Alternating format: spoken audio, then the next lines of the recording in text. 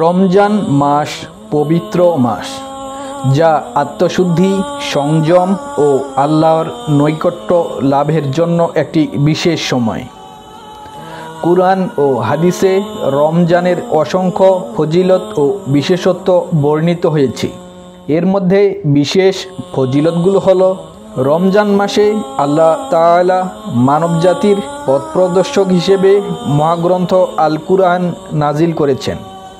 নবী করিম সাল্লাল্লাহু আলাইহি সাল্লাম বলেন, যে ব্যক্তি ঈমান ও সওয়াবের আশায় রমজানের রোজা রাখে, তার অতীতের সব গুনাহ ক্ষমা করে দেওয়া হয়। রমজান মাসে জাহান্নামের দরজাগুলো বন্ধ করে দেওয়া হয় এবং জান্নাতের দরজাগুলো খুলে দেওয়া হয়। এই মাসের শেষ 10 দিনে রয়েছে লাইলাতুল কদর, যা 1000 মাসের চেয়েও উত্তম। রমজানের করণীয় কিছু আমল। রমজানের মূল উদ্দেশ্য আল্লাহর সন্তুষ্টি অর্জন করা, তাই নিয়ত সহি হওয়া জরুরি। এই মাসে তাহাজ্জুদ ও অন্যান্য নফল নামাজ আদায় করা অত্যন্ত ফজিলতপূর্ণ। রমজান কুরআন নাজিলের মাস, তাই এই মাসে বেশি বেশি কুরআন তিলাওয়াত করা উচিত। আল্লাহর কাছে ক্ষমা চাওয়া ও দোয়া করা রমজানের অন্যতম গুরুত্বপূর্ণ আমল।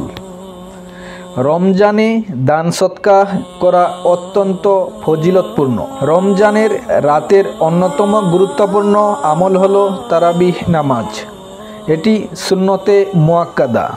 শেষ 10 দিন মসজিদে ইতিকাফ করা সুন্নাত। এতে আত্মশুদ্ধির সুযোগ হয়। রমজান আমাদের বাস্তব জীবনে কিছু শিক্ষা দেয়। তার মধ্যে খাবার, পানীয় এবং খারাপ কাজ থেকে বিরত থাকার মাধ্যমে সংযম অনুশীলন হয়। ক্ষুধার্ত ও দুস্থ মানুষের কষ্ট অনুভব করা যায়, যা দানের মনোভাব গড়ে তোলে। গুনাহ থেকে বিরত থেকে পবিত্র জীবনযাপনের শিক্ষা পাওয়া যায়। রমজান মাস এক অনন্য নিয়ামত। এটি যথাযথভাবে পালন করলে দুনিয়া ও আখিরাতে সফলতা অর্জন করা সম্ভব।